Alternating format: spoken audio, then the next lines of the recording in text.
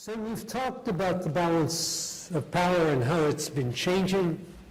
We've talked about the role of non-state, semi-state, sometimes not state actors in the balance of power. But I still am having a hard time picturing what's emerging, what the new balance of power is. So, Mohammed, it's up to you and your panel to enlighten us. Okay.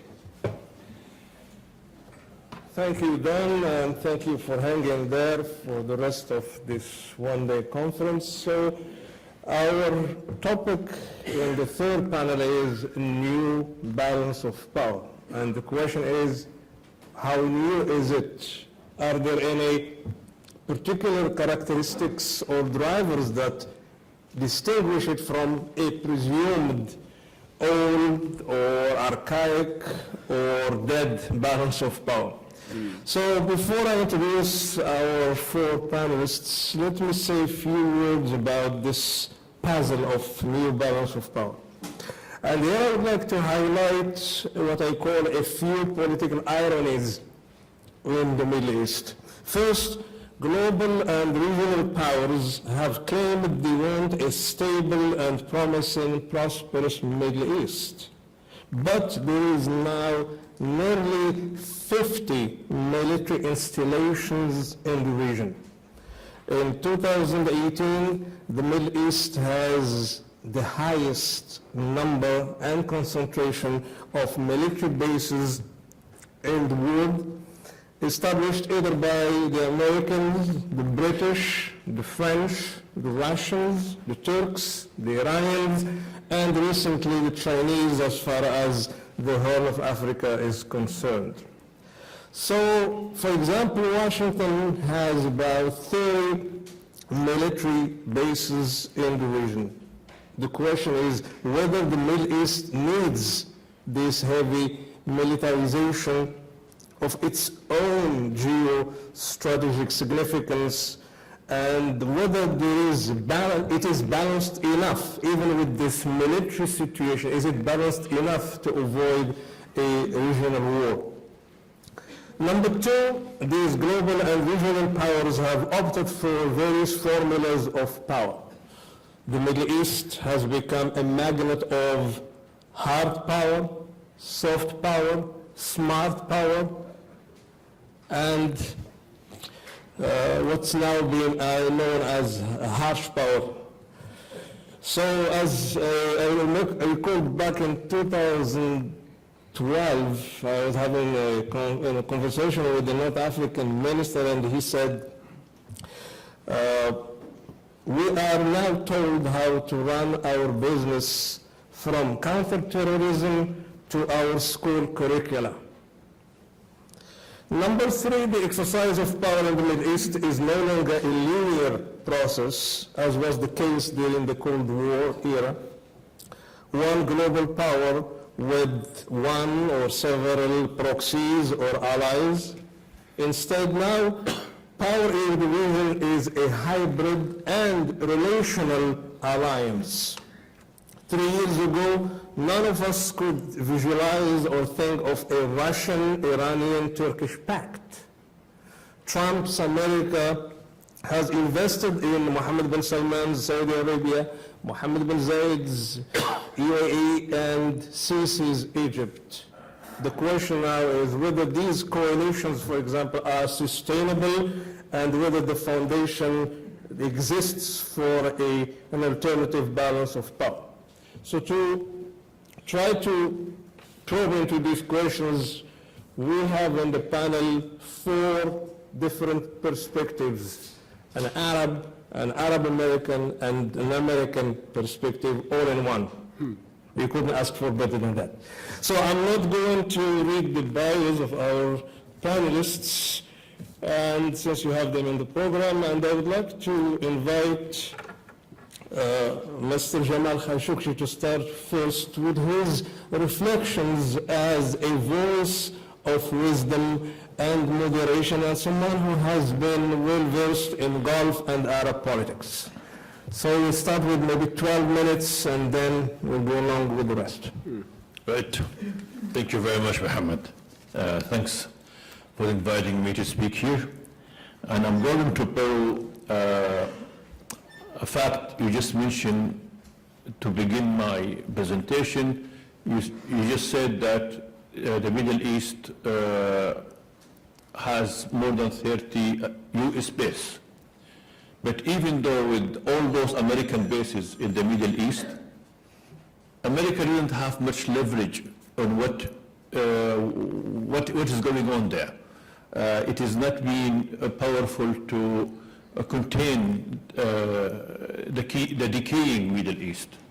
The Arab world constitutes only 5% of the world population, but it produces 50% of the world refugees.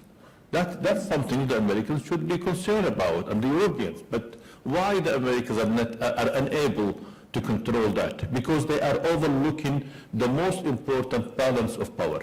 And we are here, and all of us, we repeatedly ignore the most important balance of power. When we talk about power, we talk about Saudi Arabia, Iran, Turkey, Europe, Russia, who is there in the Middle East, and we overlook the people. The people of the Middle East are the most important balance of power. If I had a presentation, if I had a visual presentation, I would show the picture, a famous picture of General Sisi on the stairs of the military intelligence of Egypt that was taken probably in 2012. General Sisi standing, surrounded by Egyptian activists like Wael Ghunaim and Ahmed Maher and many others, and he was so humbled being surrounded by those revolutionary Egyptians who were making history at that time. Of course, that picture cannot be imagined again or repeated again. I think young Egyptians will not be able even to walk by the general mukhabarat, military mukhabarat nowadays, and not to have an audience with the chief of military intelligence, as Wael Ghunaim and others did in 2012.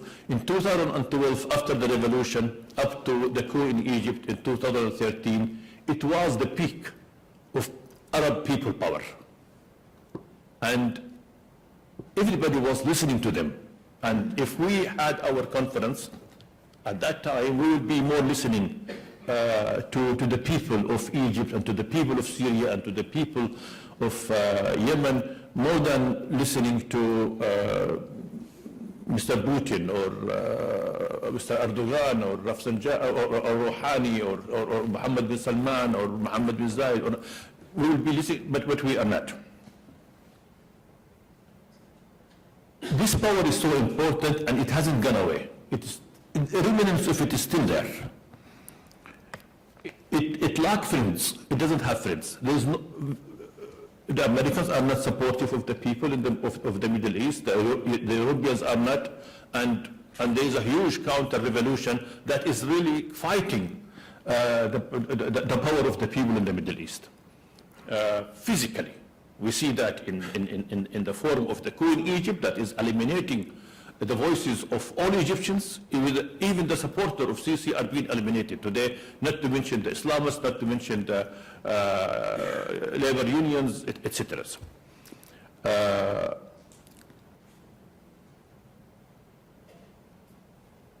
Jordan made us aware of the people power in the last week. We saw what happened in Jordan.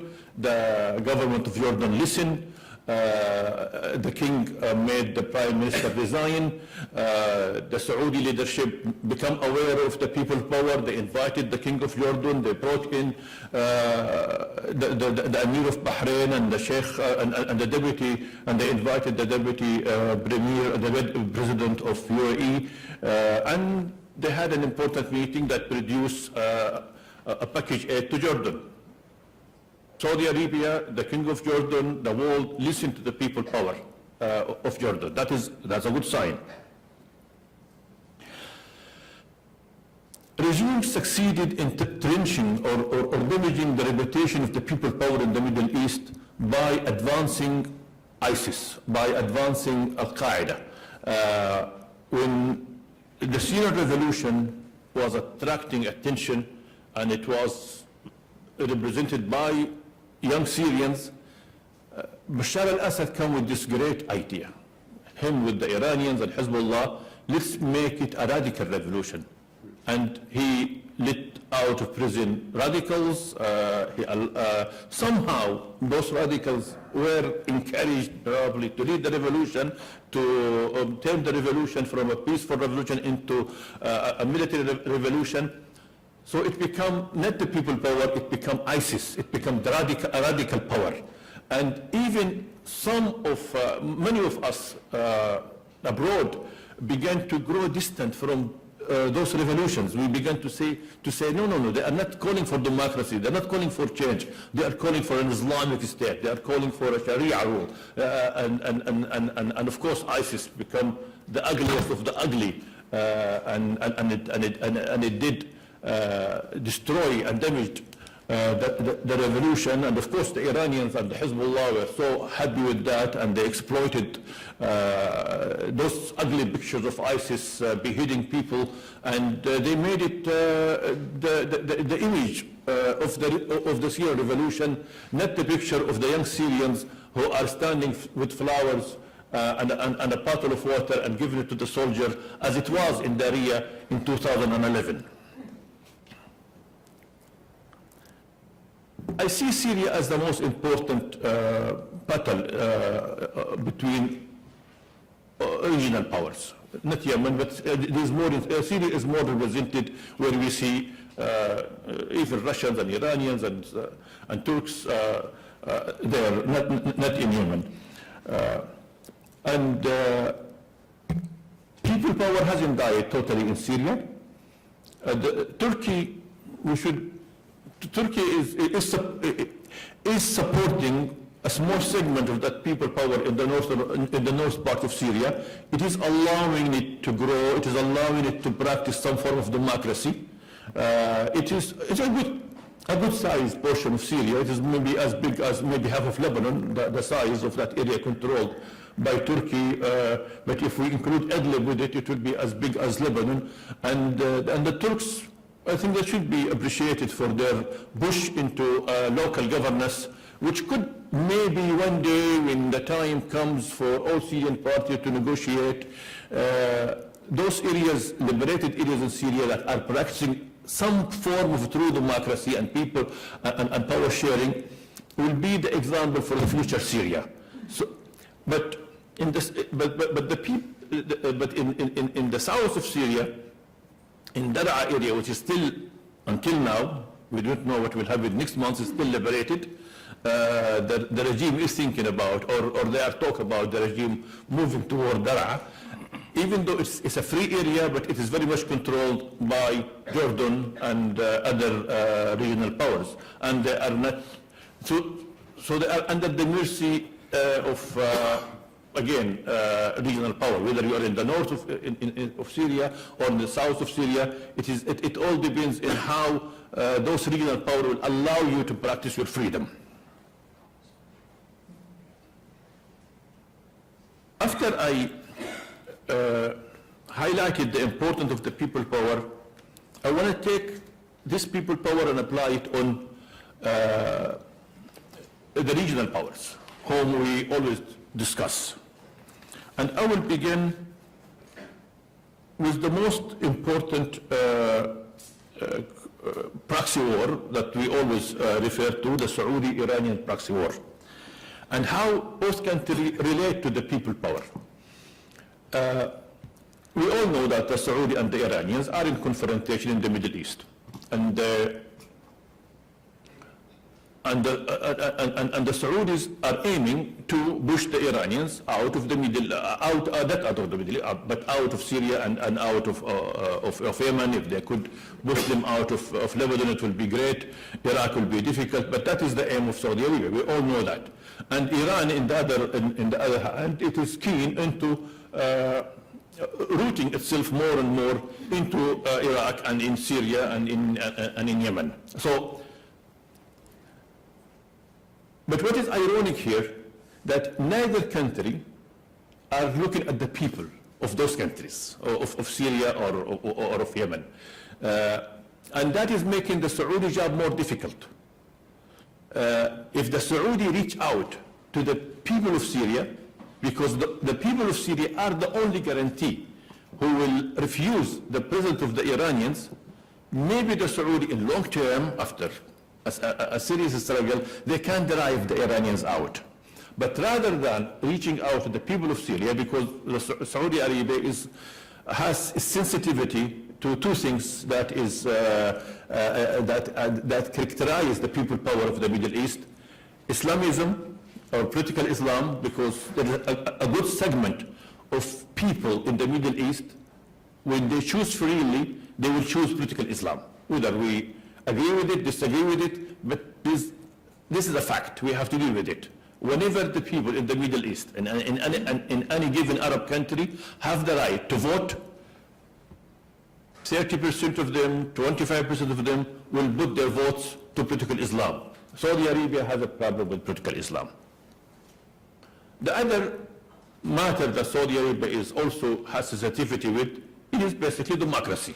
The idea of people choosing because simply the current thinking today in Saudi Arabia and in many other Arab countries, in Egypt and elsewhere, they think that people are not equipped yet for democracy, and we better lead in behalf of them.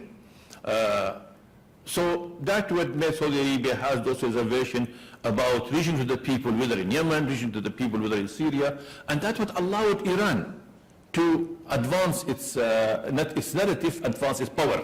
The Iranians are not pushing their way through in Syria or in Yemen by persuasion, but by the gun and by proxy parties and agents in all of those countries. So while Saudi Arabia and Iran are competing in the region and they appear as enemies, they both agree in eliminating eliminating the voice of the people. They are not listening to the people in all of those countries. So Saudi Arabia opted to choose an easier solution. Reach to the Americans. Probably there are rumors, hasn't been confirmed by any Saudi official, reach out to the Israelis that they could do on their behalf the push out of Syria, but Mr. Trump is not interested. He repeatedly said he wants to leave Syria. The Israelis are interested, but they are not interested in fulfilling the Saudi wish of fighting Iran out of Syria. They are more interested in drawing the border and the rule of engagement with the new neighbor. The Iranians are a new neighbor to the Israelis, and they don't trust that neighbor. So, but basically what the Israelis are doing with those routine bombing that every day we hear about, a military location was bombed in Syria and nobody declared who made the bombing, but we all know that those bombings were made by the Israelis. The Israelis are telling the Iranians what kind of military equipment to have in Syria and what you cannot have in Syria, maybe what kind of research you could do in a Syrian university and what you cannot have, how far you should be from the border. So they are just defining the rule of engagement between them and the new neighbor. But the Israelis will not go to downtown Damascus, downtown Aleppo, and fight the Iranians to get out of, and the Iranians are very much assimilated there. The Iranians are very, and that had been reported, the Iranians are very much willing to change clothing, like rather than to come out openly with an Iranian military clothes, they will just switch to Syrian Arab army clothes and stay in Syria. And anyone who can imagine that Bashar al-Assad can free himself from the Iranians or opt to choose to live without the Iranians is very much mistaken. He his destiny is very much linked to the Iranians. I will, for Iran, what is so important to it, it's to maintain power. To maintain its grand prize is in Syria. So they will overlook their confrontation with the Israelis. They will overlook even maybe their nuclear disagreement with the Americans, as long as they will maintain the grand prize and maintain some form of stay in Syria. Turkey has an interesting situation. Turkey is a supporter of Arab change, of the revolutions in Syria, but in the same time is more concerned with its own regional issues, which are the Kurds issue. So how much the Turkish appetite will grow, or it all depends on its ability. It also would limit Turkish involvement in the region and with the people of the region. The problem, the Cold War it has with Saudi Arabia. So I will end with emphasizing that we should look at the people and the interests of the people in the Middle East in order to understand or find a solution, because what the Middle East is suffering from is chaos, is failed state. It is not the confrontation between Saudi Arabia or Iran, or the Cold War between United Arab Emirates and Saudi Arabia and Turkey. It is, we need to spend more time listening to the people of the Middle East, so we could create a better solution for the future of that region. And basically, the world doesn't need more refugees. It's already have tens of millions of refugees coming from the Middle East. Thank you very much.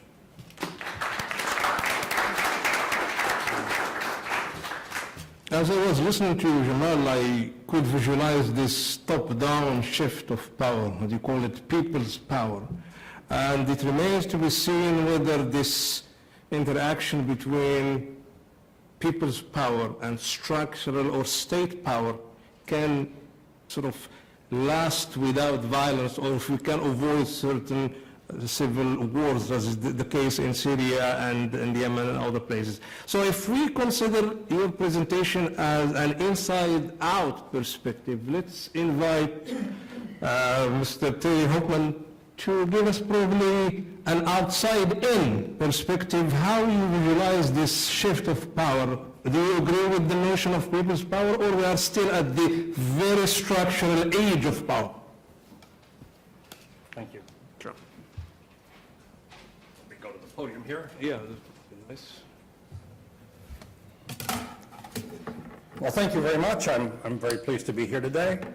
As will become painfully obvious, I think I am not a specialist on the Middle East. I'm perhaps the only person in the room who has virtually no special knowledge about the Middle East. I have worked throughout much of my career, though, on cooperative security regimes and regions of the world, and in particular on the Organization for Security and Cooperation in Europe, which is an institution that I've looked at for some time. And so I was asked for this session to maybe say a little bit about thinking about the long-distant future, perhaps. Are there possibilities to look at lessons that we might learn from this broad European experience during and after the Cold War that might somehow be transferable to the Middle East? Recognizing, of course, that the current situation does not lend itself readily to this kind of institutional structure, but on the other hand, it is, I think, nonetheless worth thinking about alternatives to the balance of power itself, even,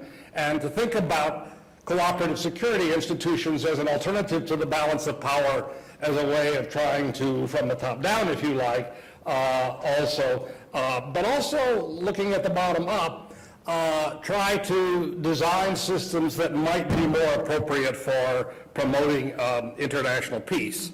Now, I've given a lecture like this a number of times in East Asia, in Beijing, Taipei, Seoul, Tokyo, and so forth. And the reaction I always get from East Asians, which is another region that does not have any kind of a real regional security institution, is we have so much conflict in our region. Europe is a region of cooperation by comparison, et cetera, et cetera. What can we learn from that?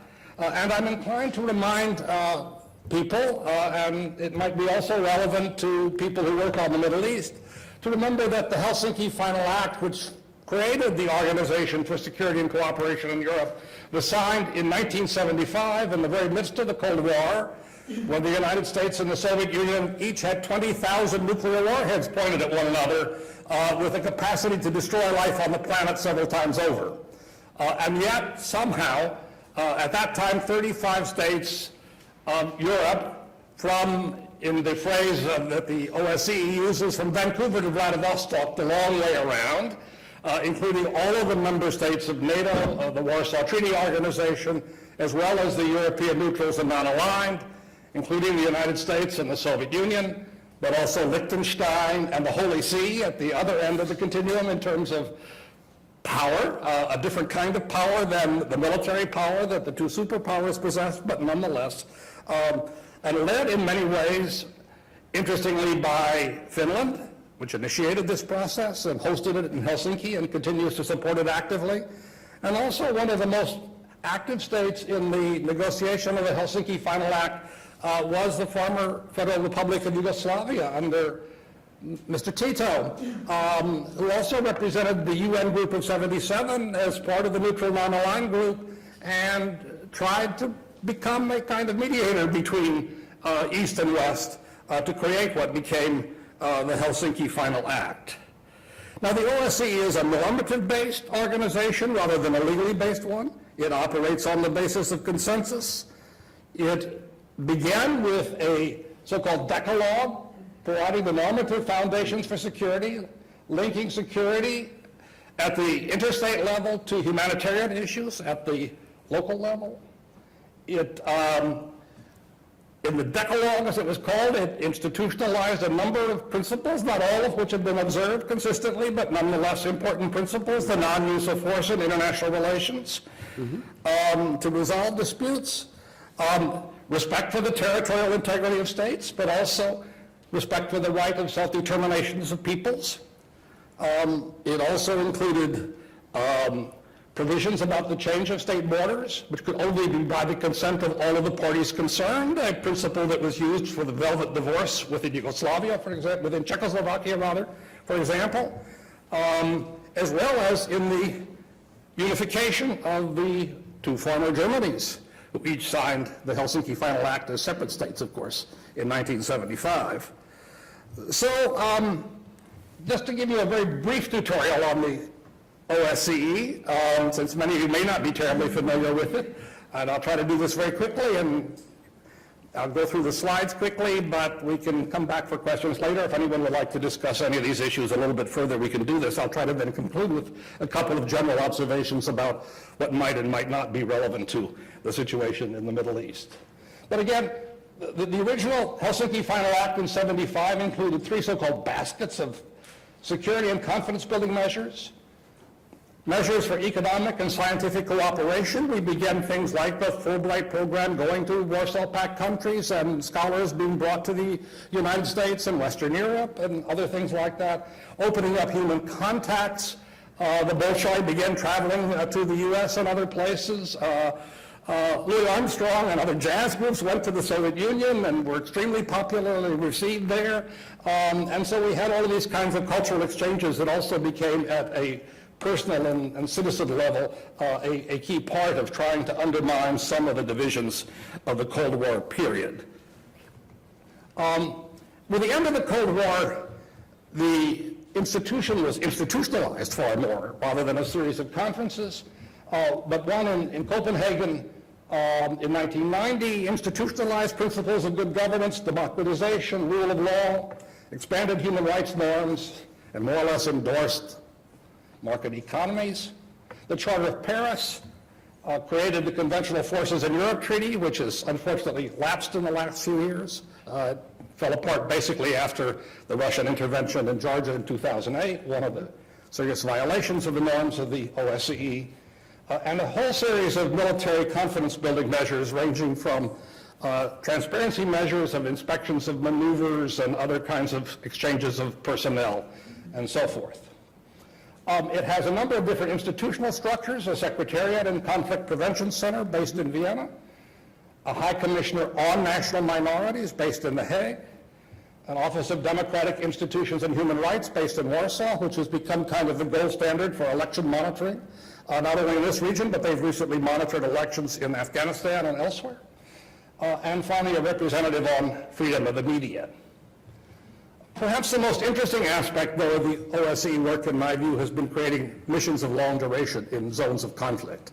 That is, stationing internationals as observers, monitors, but also providing aid to local individuals and local institutions in trying to manage conflicts in the regions where they operate. And this has included, of course, also various forms of mediation by the Secretary General and by the head of the Conflict Prevention Center. They basically fulfill 5 functions. I'm not going to go through the examples here because I don't have time, but one is clearly focusing on good governance, attempting to particularly deal with integration of minorities, which after the end of the Cold War were often excluded from the political life of the countries in which they existed.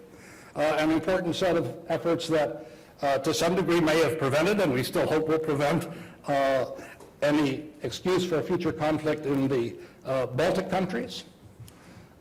They engaged in preventive activities in Ukraine and Crimea. There is a much less well-known effort to prevent conflict between 1992 and 96, which again the Russians reversed, unfortunately, in 2015, but nonetheless a very successful effort that might have lasted had it not been for some changes in Russian policy, but also Macedonia and Kosovo.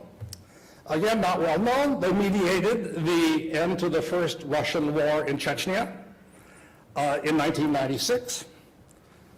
And through the provision of a group there, they've engaged in trying to resolve some of the so-called frozen conflicts in Moldova, Georgia, Tajikistan, and Nagorno-Karabakh, and more recently in Ukraine.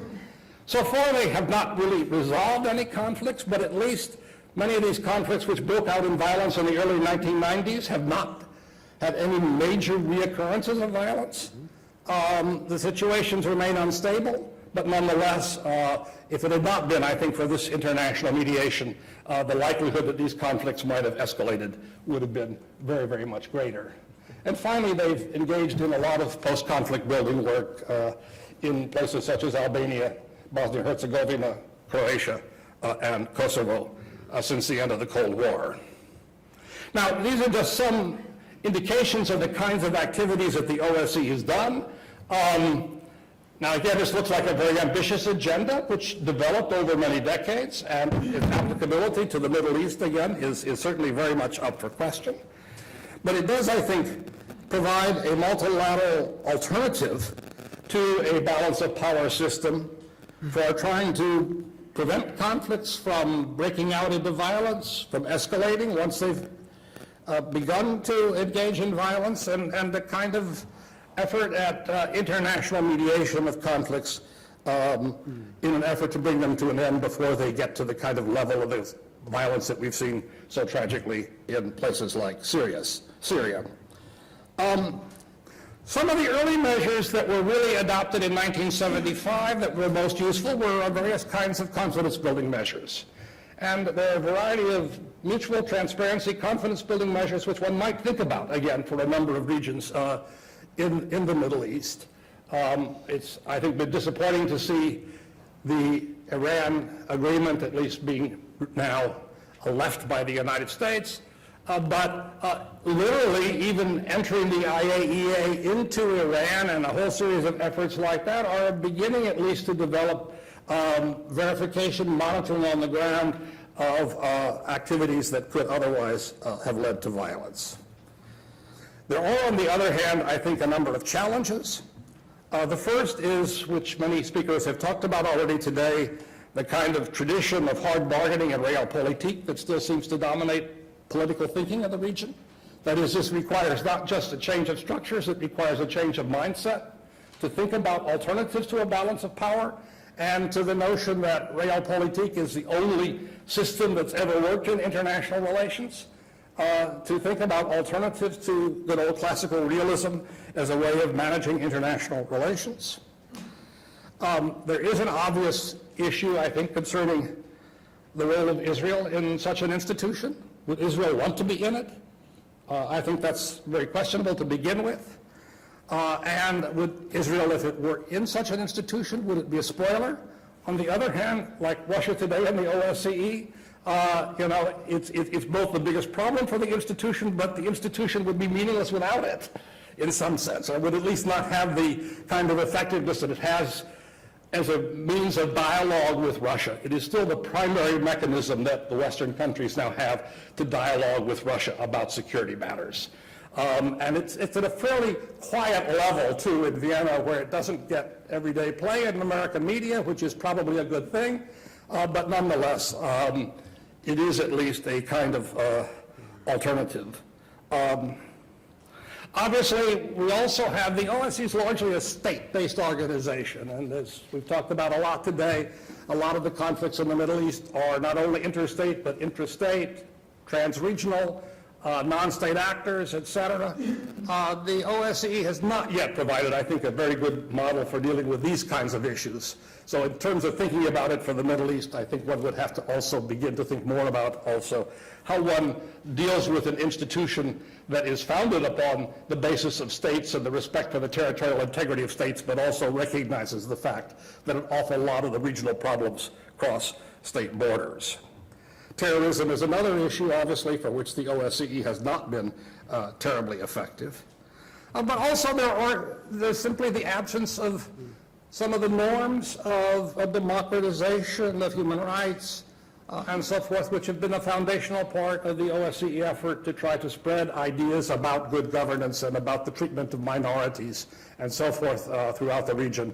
That is again, something that the OSCE has tried to do, and it seems to be difficult, at least, to think about doing this in the Middle East, but on the other hand, it is clearly an important challenge.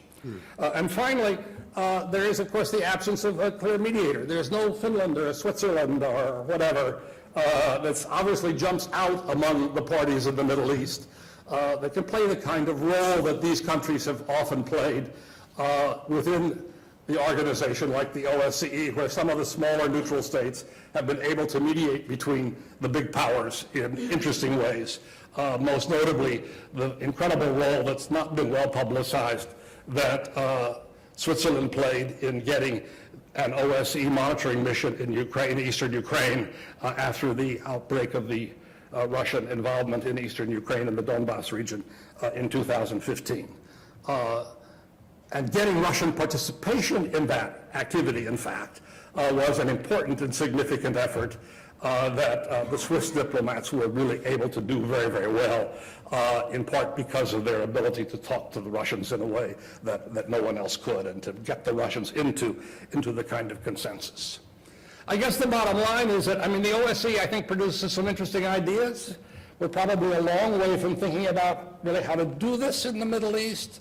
But again, I think it's important to begin thinking about alternatives to a balance of power as a structure for peace. As Professor Harrison ended his remarks this morning, what is the alternative? The alternative is a rather grim one, and at least beginning to try to think about some new alternatives to a traditional balance of power seems to me to be an important activity that I hope people in this region will devote some effort and thought to in the years ahead. Thank you.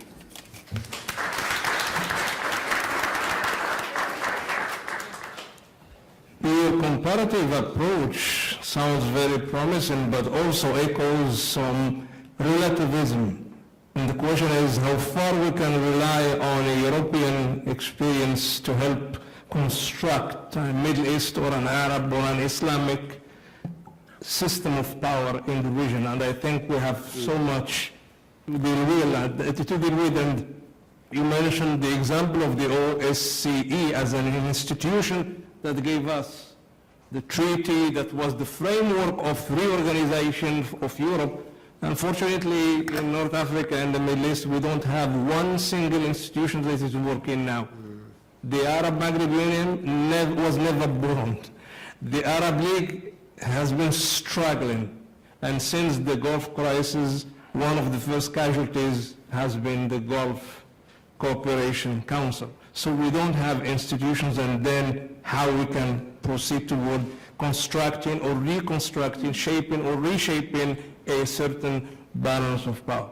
So let's invite our third panelist, Camille Picastin, and let's see if he can take us back to the main question.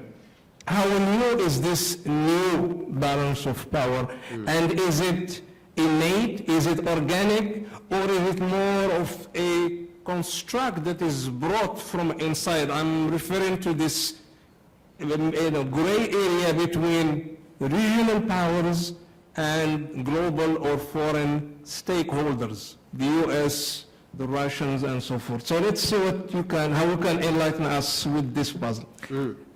Thank you. What is a good question, partly because the first answer, the immediate answer, is different from the one that is more thoughtful. When you start writing your notes, actually you change your mind. So that was a good question. I will answer in a very clinical sort of way by grouping powers in 3 groups. And I'm going to go through one by one, essentially. So I'm going to start with the global actors, none including the United States.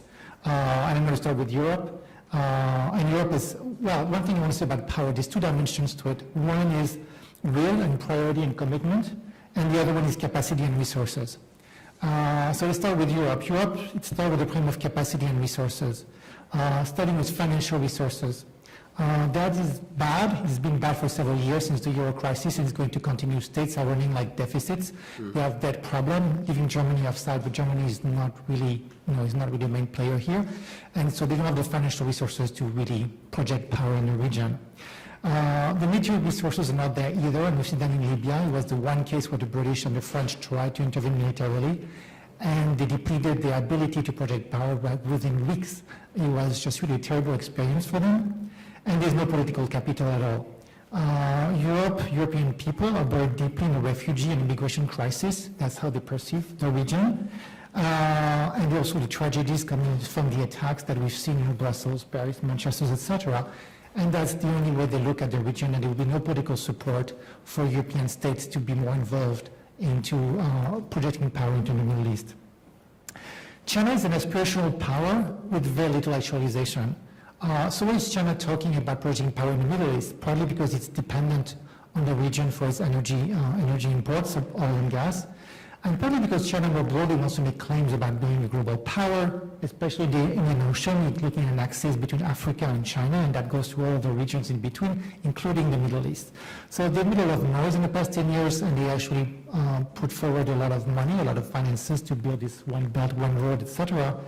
But beyond that, it's kind of a wishful policy, if you want. They're trying to, with regard to the Middle East, they say they want to be neutral, friend with everybody, bring capital and help everyone, but it's just not working. The antagonisms, the animosity within the region is really defeating China's idea of being just this great power who's going to solve all problems. In practice, it is being very careful not to be entangled on any side of any conflict. It's very difficult for China to do so. And as a result, essentially, it's completely relying on the U.S. To project to declare regional security, and it's just declaration and meetings, etc. But there's nothing much coming out of China. It would take a lot for China to be a power broker in the Middle East, and it has made some forays, as I said, from Djibouti, the base in Djibouti, etc. But it's just very marginal still. Russia has a capricious approach to the region. There's no real strategic interest for Russia. Russia is an exporter of energy, so they're kind of like competitive in that dimension.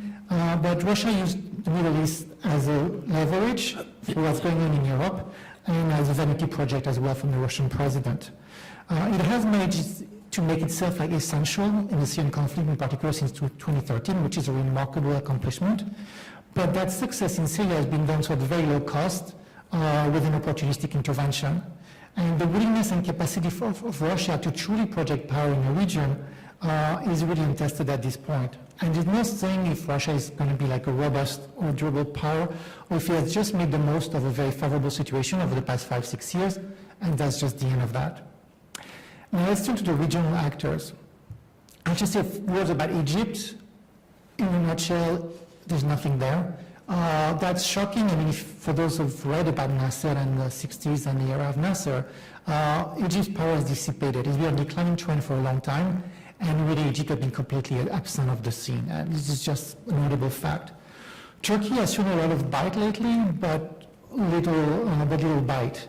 The political and economic model of the new government in Turkey is running at an end. It was more vaunted 10 years ago, but it's really starting to hit hard limits now. Turkey is a delicate diplomatic situation. It was on this side of NATO for a while, now friendly with Russia on the other hand, and Erdogan has managed to make a lot of enemies all around.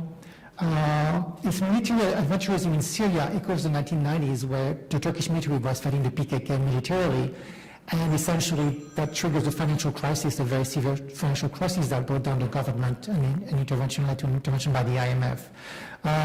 There's a very possibility that Turkey is going to run into a hard wall in the near future, and so its ability to project power is probably limited as well. Saudi Arabia is flexing a lot of muscle with little success. In Syria, in Yemen, in Qatar, with the sort of blockade of Qatar, it has all not gone very well for the Saudis. So they have great ambitions that are unmatched by the capacity that they have to actually project power. Politically, the domestic situation is refreshingly dynamic, but is uncertain in Saudi Arabia. Economically, things should get a bit better with the rising oil prices. And diplomatically, they have a pretty good situation. They have a robust alliance with the US, at least of late, and they have a decent relationship with other countries, European countries in particular. So Saudi has the potential, but we need to learn how to do things. And obviously, they don't know yet how to do things properly on the regional scene. Iran is the one success story when it comes to projecting power effectively in the region. Iran has acquired a know-how for 40 years now under very challenging circumstances. I mean, it's been kind of a pariah state, fighting wars, fighting a lot of enemies.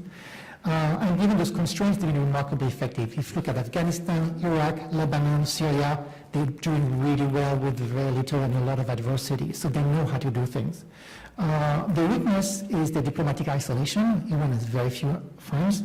And enduring enmities, hard enmities with Israel and with Saudi Arabia in particular, and also tenuous domestic economy. And the tenuous domestic economy means there's a lack of buy-in of the population, the Iranian population, for whatever the Iran would try to do on the regional scene politically. So that's kind of the vulnerability here.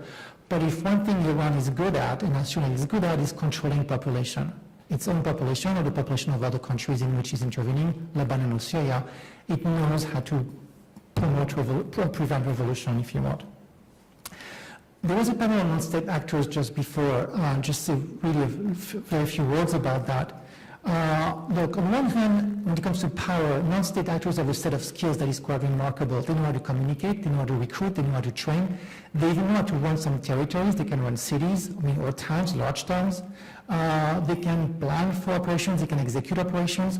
And this knowledge is kind of like spread out, is kind of like all over the place, and people learn from people who learn from people. You mentioned Algeria, Tunisia, all the way, of course, to Afghanistan. So that knowledge is here, and that knowledge is sort of power. Having said that, when it comes to really projecting power beyond the places where there is a vacuum of power, either they are the proxies of the state, they're acting like proxies of the state, or they really operate on a small scale. So on one hand, on that level, they're not really autonomous. Non-state actors are not autonomous, and you cannot really argue that they have the ability to project power on the large scene. And there was this whole delirium about Daesh, who was kind of going to conquer the region, if not conquer the world, like a few years ago. That was patently absurd. Now I want to finish. You mentioned Israel, so I'm not going to say anything about Israel. It's a regional power as well, but I want to finish with the United States. At the global level, the asymmetry of power is such in favor of the United States that for the United States, it's not a question of capacity or resources. It's a question of priorities, of choice. The U.S. can do, or to some extent could do what it wants, or if it wanted to do something, it could do it. Not saying it would achieve the results it wants, but is not really limited by resources the way other countries or powers are. And when you come to the U.S., you see two things. You see continuity and discontinuity. Continuity when the U.S. is committed, like Israel, or to some extent with the Gulf, and discontinuity everywhere else. And you see a policy that is very fickle everywhere else. The policy towards Iran have been very fickle, sometimes rapprochement, sometimes extreme hostility. The alliance with the Saudi, even that has been tested under the previous administration. The relationship with the Kurds has been betrayed several times, but most recently has been betrayed once more. Many local theaters have seen investment and disinvestment. Afghanistan, Lebanon, Somalia, you name it, the US comes in, is going to change the world, and a year and a half later, just everybody's gone, or more than that, but everybody leaves. So the US is a funny, fickle power with very short horizons when it comes to strategy. Having said that, the US position is not really to be challenged, the dominant position is not really to be challenged because no one else could project the same kind of power. But you can really rely on the US to just keep course if you want.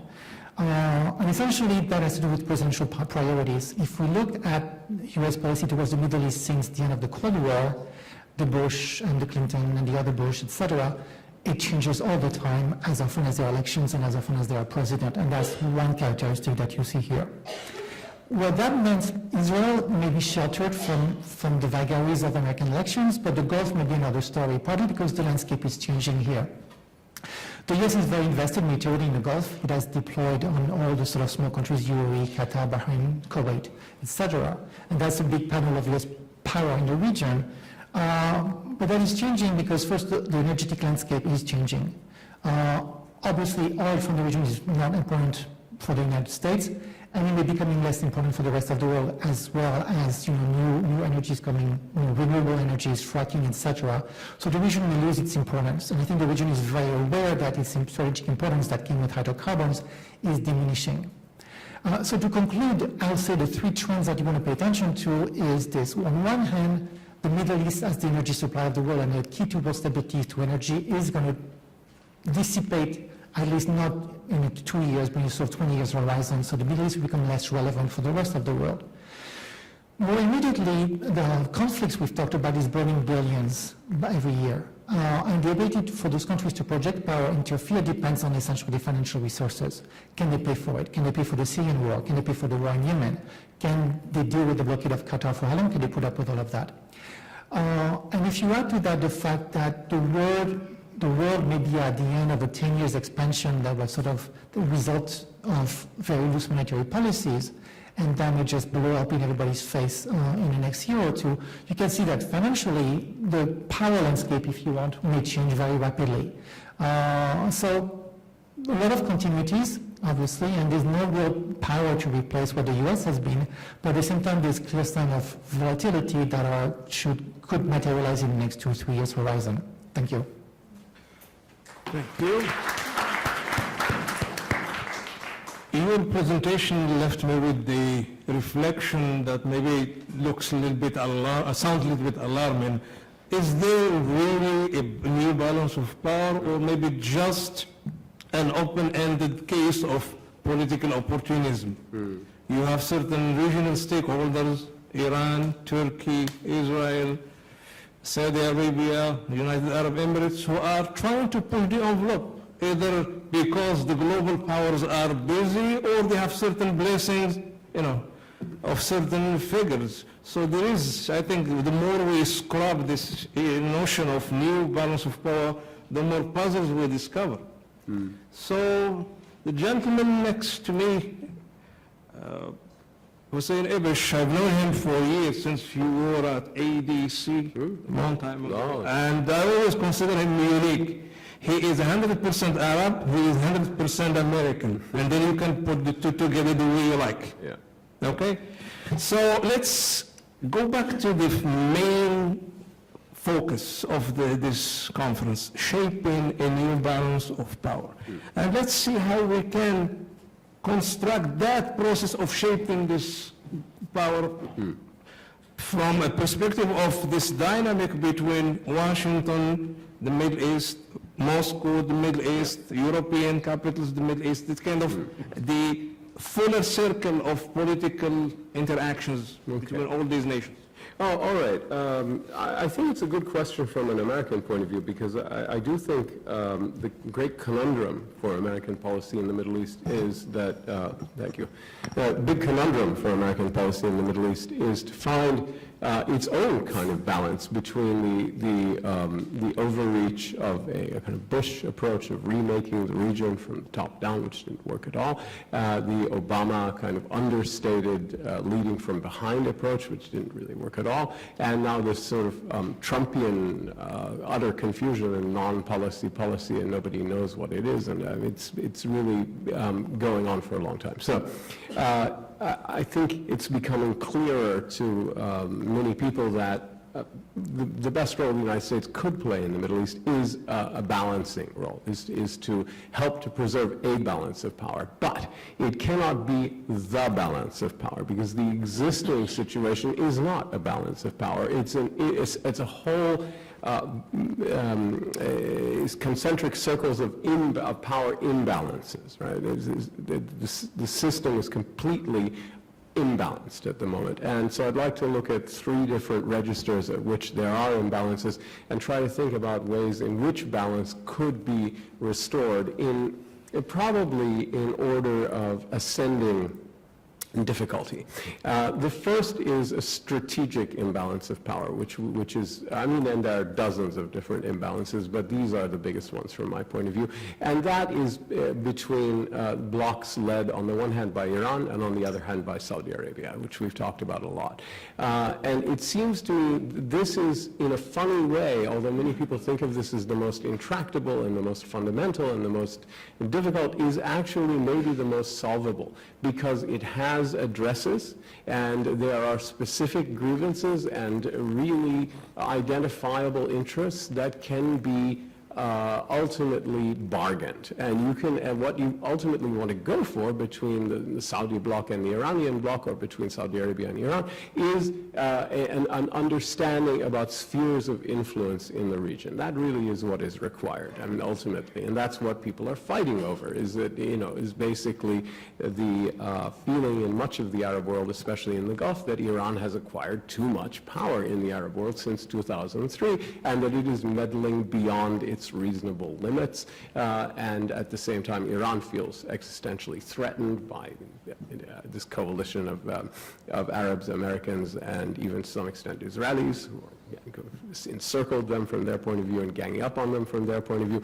So this seems to me to be a strategic imbalance of power that can be addressed, and it could be addressed in many different ways, but I think a sequential approach in which the international community engaged with these powers in a kind of dialogue in which you get a sort of virtuous dynamic of a self-reinforcing conversation that begins with the most negotiable issues and goes to the least negotiable issues in a kind of sequential manner would work rather well.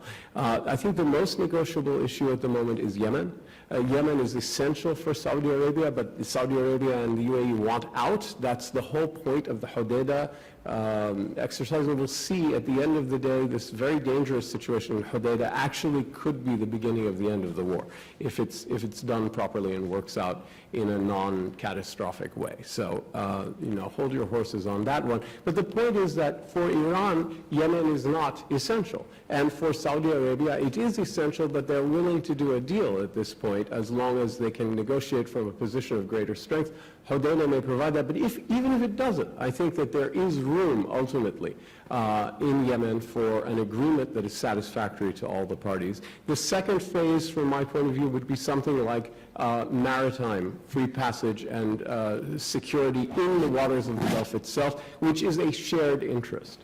All the oil exporting countries, including Iran and the Arab states, and all of them have an interest in a secure and open commercial maritime space in the waters of the Gulf. And it seems to me you could go from Yemen to the Gulf itself and get some agreement there. now, eventually you come to the real balance of power question, which can be boiled down to some extent to Syria and Iraq, right? And in Syria and Iraq, it seems to me at that point, having reached this, now you can start to talk about the limitations of influence. And both Syria and Iraq could emerge as countries that are in some different ways equidistant from Riyadh and Tehran. You can see this beginning to happen in Iraq now. There are many Iraqi leaders, including among the Shia leaders of Iraq, like Prime Minister al-Abadi, like Muqtada Sadr, like Ayatollah Sistani, many others, who are starting to think more and more as Iraqis and as Arab Iraqis, not beholden to Riyadh, but also not beholden to Tehran, who would like their independence and would like to be equidistant. You know, I'm not saying completely 50-50 equidistant, but beholden to neither. Eventually in Syria you could see something like that as well, if the parties would agree to allow Syria and Iraq to be territorial integral, not occupied by foreign troops, etc., and to have policies that are beholden to neither, but in fact are kind of balanced. I think this ought to be doable. And in the end, I think the basic understanding of a spheres of influence agreement based on Iraq and Syria, or an understanding, maybe an agreement is too strong a word, but an understanding would be that Iran is going to play a regional role in the Arab world much greater than Saudi Arabia and most of the Arabs will be comfortable with, but less than it has acquired under this strange set of circumstances of the past 15 years, and the really serious imbalance that exists now, where even a military corridor, a land bridge between Iran and the Mediterranean Sea is entirely a possibility, which is a complete distortion of I think, of the logical balance of power in the area. So both sides accepting less than they would like is basically the bottom line here. And then finally, that leaves you with the fourth and most difficult issue, but it segues perfectly, which is the non-state actors. Hezbollah is the crucial model of it. There's also the PMFs in Iraq, the Houthis in Yemen, etc.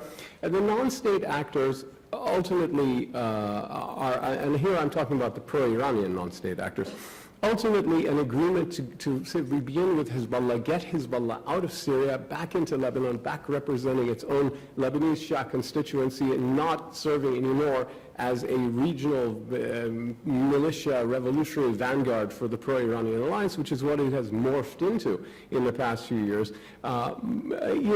could be the beginning of the end of this Iranian campaign, whether by design or by default, of destabilizing the Arab world by using these non-state actors that substitute for state actors and undermine their authority and whatnot. So I think this is doable. I really do. I'm not saying it's doable now. The ending of the JCPOA means we have a holding pattern for 6 to 9 months until both sides in Washington and Tehran realize what they can and cannot accomplish, which is not going to be much on either side. I mean, there's no regime change in Iran. That's not going to happen. At the same time, Iran is going to find they can't do any of the stuff they want to do, and the JCPOA will collapse, and it will be they're not going to be able to continue investment with Europe, in my opinion. So we're going to be back to square one on both sides. When we realize that, then we can start talking again, and in a serious way think in these terms. The second register is an ideological register, and this involves the other group of non-state actors, a more difficult group because they're not coordinated, they're not led by a state, they don't have an address, as with most of the pro-Iranian non-state actors. I'm talking about the terrorist groups, the Islamists, especially the Salafist jihadists, Al-Qaeda, and Daesh, etc. In my view, really, this is a war. These groups, I don't think, can be accommodated into a regional order as long as they are as violent, as extreme, as revolutionary, as murderous as they are. What are you going to do? But the question really becomes, what about the role of political Islam in general? What about the Muslim Brotherhood?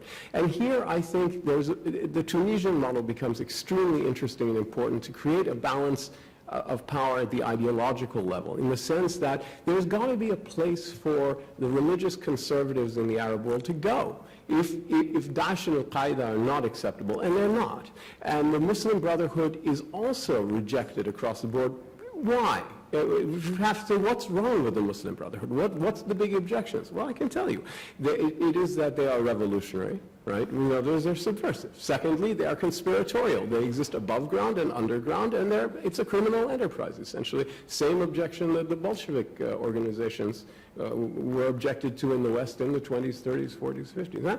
And thirdly, and worst of all, they are transnational. Right? And this is actually why they're stuck at 30%, 25%, as Jamal was talking about. They can't breach that because their transnational ideology renders them insufficiently patriotic at best in the eyes of most of the other Arabs, and anti-patriotic or disloyal at worst.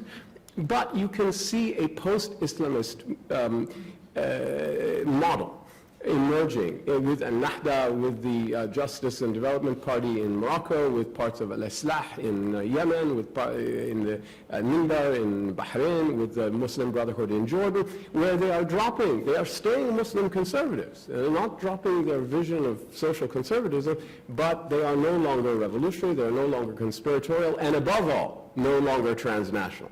And it seems to me that the anti-Islamist forces, including the UAE, need to be open to that. Because you've got to give these people somewhere to go. And when there's an understanding that this is the legitimate kind of Islamism, as opposed to the illegitimate kinds of Islamism from the frenzied Daesh al-Qaeda version all the way to this conspiratorial and transnational revolutionary movements of the old-style Muslim Brotherhood, there is an option that we ought to agree is legitimate, and there's your balance on that. Finally, there is the structural problem, because even if you dealt with the strategic issue between Iran and the Arabs, and you got some balance with the ideological thing and found a way of having Islamists that were incorporated into the Arab political mainstream, you still have this terrible strategic problem, structural problem, of the fact that in no country in the Arab world are the citizens empowered economically and politically. Exactly what Jamal began with, right? He was talking about people power, and it has to assert itself in these fits, like in Jordan, and get a little thing like a change of government and a reversal of a tax law. But that is not power. That's just forcing people to do something they didn't want to do temporarily so that people go home and shut up, and then a few months later you try something else. It's not power. That's really not power. So there has to be an evolution, especially in the Arab world, where people are empowered. And it's a very, the Arab Spring uprisings did not work except in Tunisia. And so we know, I think we can say pretty confidently that bottom-up, uncontrolled, unmanaged change is very, very dangerous. And generally speaking, results in bad news, all right? Now we're seeing an effort in Saudi Arabia to model something different, which is top-down managed change. The problem there is it's all social and economic change, right? There's zero political empowerment. In fact, there's a constriction of political authority. There's a concentration of authority. It's less diffuse than it was before. And unless that model really succeeds in a way that where it shows a political dynamic as well as a social and economic one, it's not going to be an answer. So we need one. And I'd just like to add that this problem is not, it's most acute in the Arab world, but it applies to every single country in the Middle East, because Iran has a very similar problem in terms of the relationship between the rulers and the ruled. In Turkey, I believe it is emerging in this quasi-democratic fake democracy, that this Venezuelan thing that they have going on with Erdogan. Unless it's pushed back on, it's going to become a very authoritarian country with no system, just a leader, right? And finally, it applies to Israel as well, at least in terms of the greater Israel, with the 5 million non-citizens in the West Bank and the Gaza Strip who are completely disenfranchised. And there again, you have this terrible imbalance between the rulers and the ruled. So what I'm suggesting is that, again, sequentially, this is the roadmap to a more balanced Middle East, is to deal with the terrible strategic contradiction between Iran and the Arab states in this sequential framework, or some other framework, the ideological problem of the Islamists, and finally got to have an evolution in which there's a greater balance between the rulers and the ruled, or the whole thing is going to blow up again, and it's just going to get worse and worse and worse.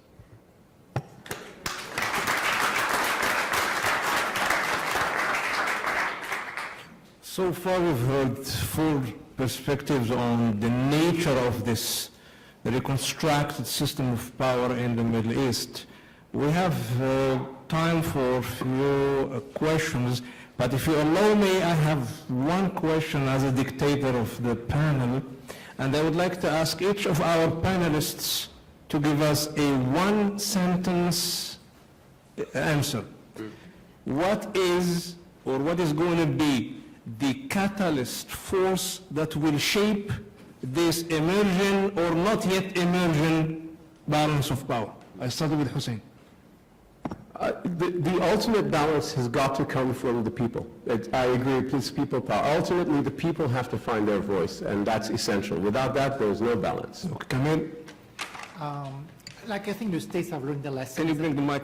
Yeah, the states have learned the lessons, and I think the states are pretty resilient, both against coup d'etat and against popular revolution. So I think it would have to come from a breakdown of the state, which would be financial, some kind of bankruptcy. Okay, Terry? Well, I guess in part it depends on how we define the balance of power. The balance of power seems to me to be shaped by a number of different factors simultaneously, by parties in the region, that is to some degree, the balance of power is what states make of it, as I once told one of my students who developed that into another argument about anarchy. The other is, though, again, what outside actors will make of it, and then, of course, there is what people in the region will make of it. What is power? Power is itself composed of many different factors. It's the ability to influence the behavior of others and get them to do things they wouldn't do otherwise, perhaps. And power can be diplomatic, it can be military, it can be economic, it can be social, it can be normative, and maybe a combination of all of the above, I think. Hybrid of all things, yeah. Okay, Jamal. I think there has to be an international interest in the chaotic situation of the Middle East. Like when the French, for example, speak to someone about Libya, they have to address the question and say, whatever you are doing in Libya, is that going to bring peace? If Haftar wins in Libya, for example, and control all over Libya, would that guarantee a peaceful solution for Libya? So there has to be an international interest, but if we leave it to the regional balance of power, each one will go for his own interest. Okay, And so we need the international linkage to solidify. Okay, let's start with the gentleman here and then we move right. Yes, Mike, please. Hi, I'm Peter Humphrey. I'm an analyst, a broadcaster, and a former diplomat. One way to get at this problem would be sort of modeling Europe's history. That is, enter through the economic door rather than the political door, which is what we always seem to do. And as such, I wonder why there isn't a big move to create an Arab, or better yet, a Middle East free trade regime. Okay. The beauty of that is you create a structure acknowledging this particular culture's love of making some money, and it will tamp down some of the outliers of fanaticism as it becomes increasingly successful, and as history has shown, increases the income for each individual in the society. I just want to know how we've gone this long without a big move to create a free trade regime. Okay. In this area. I can give you a one-sentence answer. It means surrendering control, okay? And the governments in the Middle East, all of them, Arab and non-Arab, are very into controlling their own citizens and controlling their neighbors. And there is not enough of a sense of confidence and yeah, I just leave it to confidence to do it. I think people are too scared to go for it. Okay, who'd like to have started? Jamal? The economic factor or the economic coalition question? you need stability. How can we present that to Syria, for example, or to Libya today? Syria and Libya are falling apart. Also, the unbalanced economic power of the country. Like, for example, Egypt and United Arab Emirates are very close politically today, but can they complement each other economically, or can they create a free trade zone between them? No, they cannot, because the economy of Egypt and the UAE, there's a huge gap between them. Yeah. GCC is an excellent model, but we are ruining it right now. Right. It is an excellent model, but we are it is being damaged now. Okay, thank you, Jamal. Ibrahim? Thank you. Abdurrahim Fuqara from Aljazeera. My question is strictly about the Arab Middle East, and I hope we'll stay away from historical comparisons with what happened in Europe in the Middle Ages, what happened to the Incas, to the Aztecs in the Americas, and so on. My question is, are we hurtling towards a new balance of power in the Middle East, Arab Middle East, that is, or are we hurtling further into some sort of long-lived eclipse, historical relevance of the Arabs on the regional international stage? And allow me just a quick outshoot of that same question. When I think about the United States and the Middle East, I often think of that famous line in The Godfather, every time I want to get out, they pull me back in. Yeah. I'm not sure if Trump wants to stay in the Middle East or get out, but Obama tried the Asia pivot, and obviously he couldn't pull it off. Is Trump, by definition, if this summit with the North Koreans succeed, going to be able to pivot from the Middle East to Asia? Thank you. Okay. Who would like to? Hussein has that light bulb over his head, so... I don't think so. I don't think there's a pivot. I think if Obama couldn't pivot right now, there isn't going to be a pivot in the sense of a major transfer of resources. But the United States has its interests, and it is where it is. I don't see it moving away. I think the first part of your question is yes. At the moment, all signs are to a long-lived and deteriorating eclipse in the Arab world of power, of influence, etc. It's never been worse than it is now, and it looks to be deteriorating. However, the Arab world is interestingly calming down in the past couple of years or two. Iraq is calmer than it was during the war against Daesh. Syria is calmer than it was at the height of the civil war. Egypt is weirdly calmer than it was in the immediate aftermath of the overthrow of Morsi. Yemen is on fire, but generally speaking, the Arab world is less aflame than it was a couple of years ago. It's a very low bar, I know, but it is true. Now, everything would lead you to say yes to your long-lived eclipse. The only thing is things can change very quickly. And the other powers are all also in a tenuous situation, even the United States. Russia's re-entry is on a very, very tenuous basis. Its actual leverage and power is very limited, and I think the non-Arab actors in the Middle East are also Iran is overextended. Turkey is very burdened with its inward look. Israel is overextended just in the West Bank and Gaza to some extent. I mean, they can deal with Syria, but only to some extent.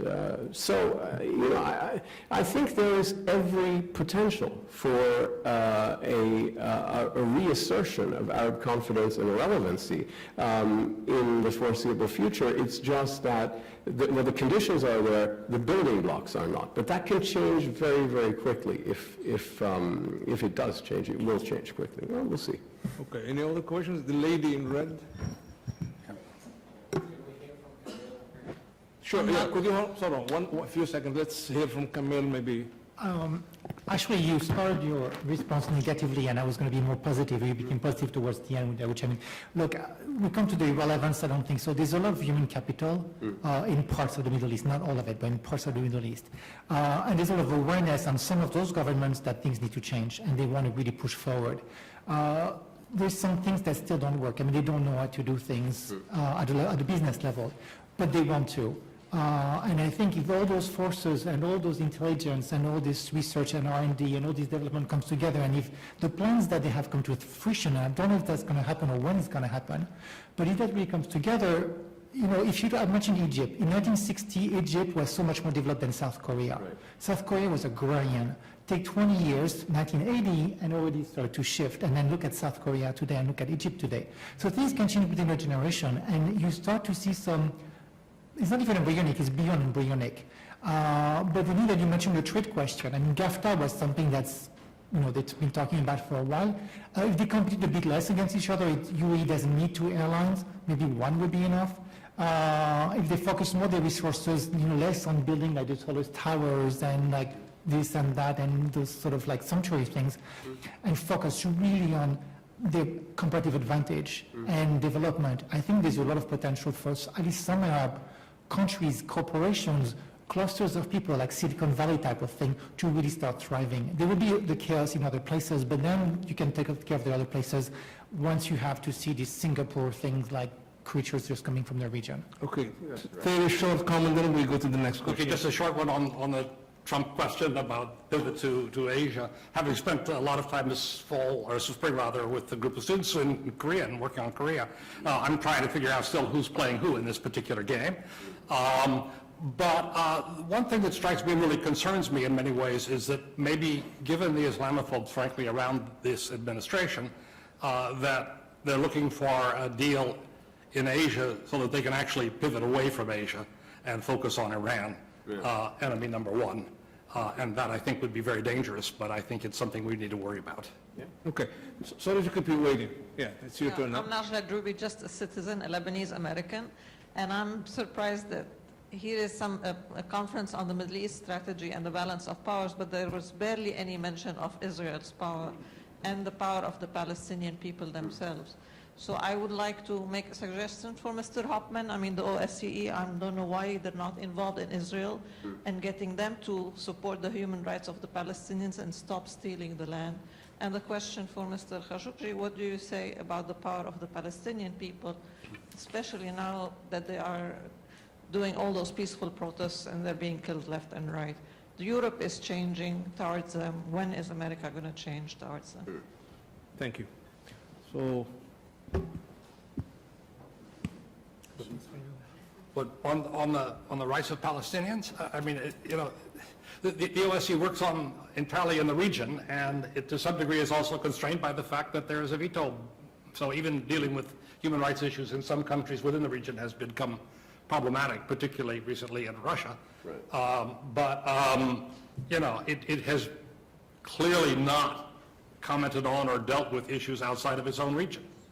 And I mean, that's, I think, the simple answer to that question. The question would be whether or not any kind of institutional structure that were created within the Middle East could deal with those kinds of issues, is I think, a different question. But that presumes that some institutional structure is created that actually makes human rights and the rights of persons belonging to minorities a key part of its overall mission. I'd like to add one quick point, which is I do think the demise of the Palestinian issue as a regional factor is overstated, and that it is still a very destabilizing factor, and that I think that the Arab regimes know this, and I think you can see in the way in which it constrains any effort to create a new strategic dialogue to explore what may be possible with the Israelis. There is a keen appreciation still in Arab capitals about the potential power of the Palestinian issue to destabilize the region. The fact that until it's resolved, nobody is going to have a stable region and a good night's sleep in the Arab world at all. And they know it. They know that. okay, Jamal, maybe quick or a brief comment? Yes, the Palestinian issue is very much related to the people power. And it is, the issue is it is the conscience of the Arab people.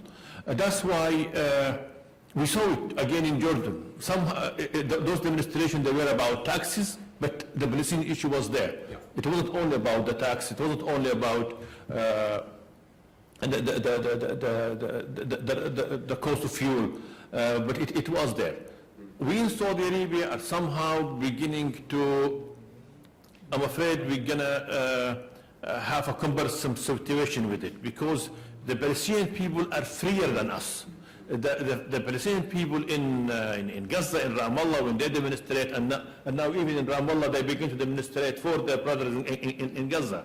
That is somehow will force Saudi Arabia to reconsider its position, and the deal that it's leaked to the New York Times and the deal of the century, and it will probably make Saudi Arabia go back to its original position to commit to the issue and put aside this adventure of Kushner and the deal of the century, because it will not work. It will just embarrass Saudi Arabia and embarrass anybody who get involved in it. The last question, and then we have to close. Gentlemen at toward the end.